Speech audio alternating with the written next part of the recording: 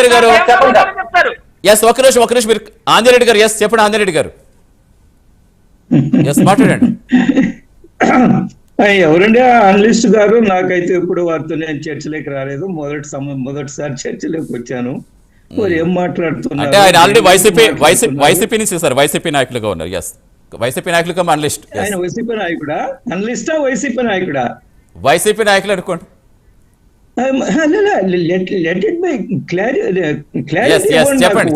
నాయకుల అనలిస్టా? వైసీపీ నాయకులు అనలిస్ట్ అయితే కొంత నిష్పక్షపాతంగా మనం అనలైజ్ చేయాల్సి ఉంది. తెలుగుదేశం మాట్లాడించేటప్పుడు మాత్రం వాళ్ళకి తెలుగుదేశం వాళ్ళు అనరు, వాళ్ళకి అనలిస్టులు అనే బిరుదులు ఇస్తారు. ఎవరైనా జయకర్ గారు అలాగే క్లారిటీ కోసం తీసుకుంటారు. ఎందుకంటే ఒకటి ఇప్పుడు ఎన్నికలప్పుడు రాజకీయాలు చేయొచ్చు, కానీ తర్వాత అభివృద్ధి విషయంలో ఎక్కడైనా మంచి పని జరుగుతుంటే దాన్ని ప్రశంసిస్తే తప్పే ఉందండి. అది ఏ పార్టీ అయినా సరే. మీరు అడగండి, ఇంకా జరగలేదు, ఒక ప్రతిపక్షంగా బాధ్యత వీళ్ళకంటే మీకే ఎక్కువ ఉంటుంది. ఎక్కడ ఏ సమస్య ఉందో ఆ సమస్యను వెలికి తీసే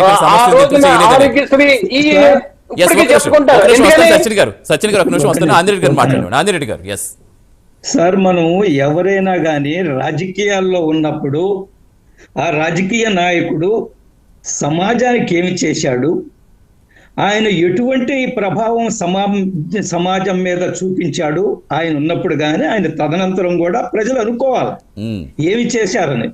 గత 5 సంవత్సరాల్లో మనం ఏమి అనుభవించాం మనం చూసాం కదా. ఈరోజు ఒక్కొక్క కుంభకోణం బయటకు వస్తూ ఉంటే ఎంత దుర్మార్గాలు, ఎంత దౌర్జన్యాలు, ఎంత అవినీతి, ఏ విధంగా రాష్ట్రాన్ని దోచుకున్నారు, ఏ విధంగా రాష్ట్రాన్ని భ్రష్టు పట్టించారు. రాష్ట్రంతో సంబంధం లేని ఒక ఆవిని ఎవరో ఒక సీనియర్ నటుని తీసుకొచ్చి ఏ విధంగా అవమానించారు, ఏ విధంగా తప్పుడు కేసులు పెట్టారు. 3 IPS ఆఫీసర్లు సస్పెండ్ అయ్యారండి. అసలు భారతదేశ చరిత్రలో ఒకే సమయంలో 3 IPS ఆఫీసర్లు సస్పెండ్ అయిన చరిత్ర ఉందా? ఎందుకు సస్పెండ్ అయ్యారు? ఏమిటి ఆనాటి ప్రభుత్వానికి అడుగులు ఒత్తుతో ఆ రోజు ఏమి చెప్తే అది, ఏమి తప్పుడు పనులు చేస్తే ఆ తప్పుడు పనులు వాళ్ళు చేశారు కాబట్టి సస్పెండ్ అయ్యారు. ఇది ఒక ఉదాహరణ చాలు గత 5 సంవత్సరాలు ఏం జరిగిందో మనం స్పష్టం చేయడానికి. ఈరోజు పవన్ కళ్యాణ్ గారు ఆయన ఒక సినిమా నటుడుగా పెద్ద ఆకర్షణ గల నాయకుడు, ఆయన ప్రజాకర్షణ గల నాయకుడు. ఆయన ఎక్కడికి వెళ్ళినా ప్రజలు వస్తున్నారు. ఆయన అదే సమయంలో ఆయన యొక్క ఆలోచన ఏమిటి, ఆయన యొక్క ప్రణాళిక ఏమిటి, ఆయన ముందు చూపు ఏమిటి, ఆయన ఎందుకు రాజకీయాల్లోకి వచ్చాడు, దేన్ని సాధించడం కోసం రాజకీయాల్లోకి వచ్చాడు ప్రజలకు చెప్పాడు. దాన్ని అమలు చేస్తున్నాడు. ఆయన దొంగ అంటారు.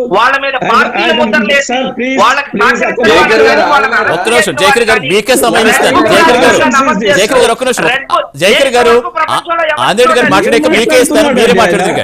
ఆయన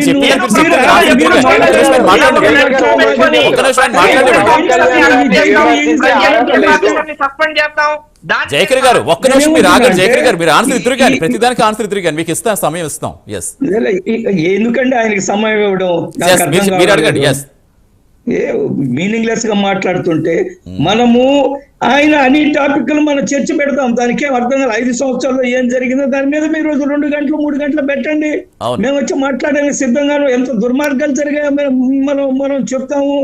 జగన్మోహన్ రెడ్డి అనే వ్యక్తి ఆయన మాజీ ముఖ్యమంత్రి, మనకి ముఖ్యమంత్రిగా ఉన్నప్పుడు గౌరవించాం, మాజీ ముఖ్యమంత్రిగా వ్యక్తిగతంగా మనం గౌరవిస్తాం.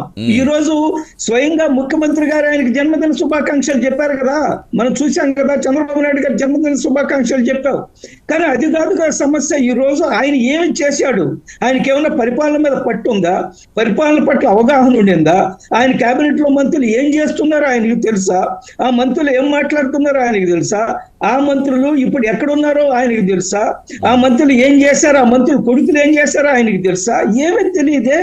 ఆయన నిమ్మకం నీరెత్తున్నట్టు చిత్విలాసంగా ఉన్నారు. ఇందాకేదో చెప్పారు పవన్ కళ్యాణ్ గారు ఏం మాట్లాడారు చంద్రబాబు నాయుడు గురించి, ఇప్పుడు జగన్మోహన్ రెడ్డి గారి సోదరు ఏం మాట్లాడుతుంది జగన్మోహన్ రెడ్డి గారి గురించి, అది కూడా ఆయన ప్రస్తావించమనండి, అది కూడా ఆయన మాట్లాడమనండి. జగన్మోహన్ రెడ్డి గారి గురించి వారి కుటుంబ సభ్యులే, వారి వివేకానంద రెడ్డి గారు ఏ విధంగా చనిపోయారు, ఏమిటి, ఆ కుటుంబ సభ్యులు ఏం మాట్లాడుతున్నారు అవన్నీ కూడా మనం చర్చించుకుందామా? అది కాదు కదా చర్చ. ఈరోజు గిరిజనులు సమాజంలో వాళ్ళు, మాకు కూడా ఈ సమాజంలో మేము భాగస్వాములము, మేము ఈ దేశంలో భాగస్వాములను, ఈ సమాజంలో ఆంధ్రప్రదేశ్ ప్రభుత్వం కూడా మా పట్ల చిత్తశుద్ధితో పనిచేస్తుంది. మమ్మల్ని ఆర్థికంగా సామాజికంగా ఆదుకోవడానికి ప్రయత్నం చేస్తుందనే విశ్వాసం కల్పించడం కోసం పవన్ కళ్యాణ్ గారు ప్రయత్నం చేస్తున్నప్పుడు మనం ఏం మాట్లాడుతున్నాం? మనకు కనీసం ఈ ఉండాలి కదా, సభ్యత ఉండాలి కదా, సంస్కారం ఉండాలి కదా. ఆయన చేసే పనులు, ఆయన ఏర్పాటు చేసే ప్రణాళికలు ఏదైనా తప్పులంటే మాట్లాడండి మీరు. ఆయన ఈ రోజు గిరిజనులకు వచ్చి అట్ట కాదండి, ఇట్లా పని చేయండి, ఇట్లా సలహా చెప్పండి. ఒకటి. రెండవది, ఒక్క నిమిషం, నేను ఒక చిన్న ఉదాహరణ చెప్తాను సార్, అందరికి కూడా అర్థమయ్యేటట్టుగా. మోడీ గారు 2014లో ప్రధానమంత్రి అయిన తర్వాత ఈ దేశంలో ఉన్న 6 లక్షల గ్రామాల్లో ఆయన ప్రధానమంత్రి అయ్యేటప్పటికి 18,452 గ్రామాలకు కరెంటు ముఖం చూడలేదండి. బల్బు ఏమిటో తెలియదు ఆ ప్రజలకి. అందులో గిరిజన గ్రామాలు చాలా ఎక్కువ. నార్త్ ఈస్ట్ లో, ఈశాన్య రాష్ట్రాల్లో గిరిజనుల గ్రామాలు, వందలాది గిరిజనుల గ్రామాలు అసలు కరెంటు బల్బు అంటే తెలియదు. కానీ ప్రధానమంత్రి గారు వచ్చిన తర్వాత మొత్తం దేశంలో ఎక్కడ ఎన్ని గ్రామాలు ఉన్నాయి, 18,452 గ్రామాలకు మనం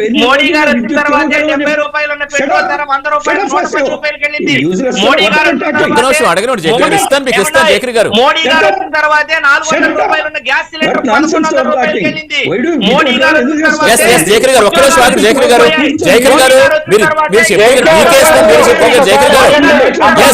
గారు జయకర్ గారు ఇప్పుడు కాదు విమర్శల కోసం డిబేట్ అయితే అనవసరం కదా. ఒకసారి అడిగితే చెప్తారు కదా, మీరు చెప్తారు కదా, ఆన్సర్ ఇద్దరు కానీ. 2-3 సంవత్సరాల్లో ఈ దేశంలో ఈ 18,452 గ్రామాలకి విద్యుత్ శక్తి అందాలని ఈ రోజు ఆ గ్రామాలకు వెళితే ఆ ఊర్లో ప్రజలు ఎంత సంతోషంగా, ఎంత సుఖంగా పిల్లలు చదువుకోవడానికి లేదా ఇంకేదో కార్యక్రమాలు నిర్వహించుకోవడానికి 2018లో ఆఖరి గ్రామము మణిపూర్ లో ఎక్కడో కొండ ప్రాంతాల్లో ఉండే గ్రామానికి విద్యుత్ శక్తి ఇవ్వడం ద్వారా ప్రధానమంత్రి గారు ట్వీట్ చేశారు. Yes, last village was electrified, last village was connected to the electricity grid అని.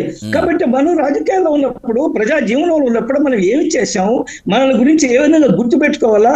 ఈ రోజు జగన్మోహన్ రెడ్డి గారిని ఏ విధంగా గుర్తు పెట్టుకుంటున్నారు,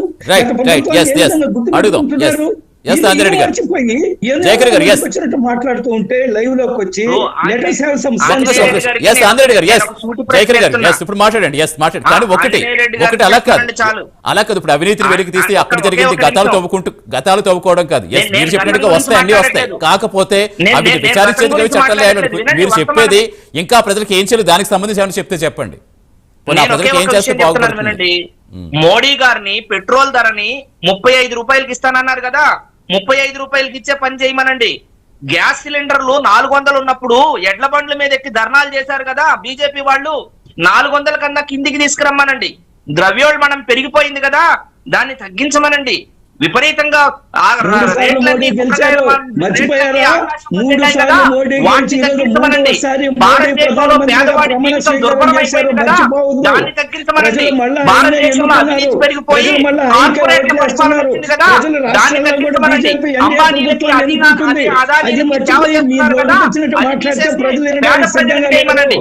ఒక ఆంజనేయ రెడ్డి గారు ఆయన 5 సంవత్సరాలు ఎన్ని వేల కోట్లు సంపాదించాడు, ఎన్ని లక్షల కోట్లు సంపాదించాడు, ఏ విధంగా సంపాదించాడు, ఏ విధంగా రాష్ట్రాన్ని దోచుకున్నారు, ఏ విధంగా బియ్యాన్ని అమ్ముతున్నారు, ఏ విధంగా పేద ప్రజలు దోచుకున్నారు, ఏ విధంగా గంజాయి పండించారు, ఇతర రాష్ట్రాలకి ఏ విధంగా గంజాయి సప్లై చేశారు, ఎక్కడ గంజాయి పట్టుబడ్డ ఆంధ్ర మూలాలు ఎందుకు దోచుకున్నారు, ఇవి అడగండి జగన్మోహన్ రెడ్డి గారిని. మోడీ గారు వచ్చిన తర్వాత